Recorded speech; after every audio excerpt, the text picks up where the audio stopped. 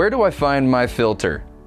Hi, I'm Easton with Western Heating and Air, and today I'm going to talk about how to find the filter for your system and the different places it could possibly be. Depending on the type of system you have, the filter location can vary. Most times we see the filter right next to the furnace, whether that's in the basement or upstairs in the attic. Step one is obviously knowing where your furnace sits. Once you've located your furnace, there's two paths of airflow. We have a return path and a supply path, and your filter will always sit on that return side of the furnace. When you find the furnace, there's typically a door or an access panel where the filter will sit. If you don't see this at the furnace, the chances are it's further down the line, maybe somewhere in a ceiling behind a return grate or somewhere near the floor behind a return grate.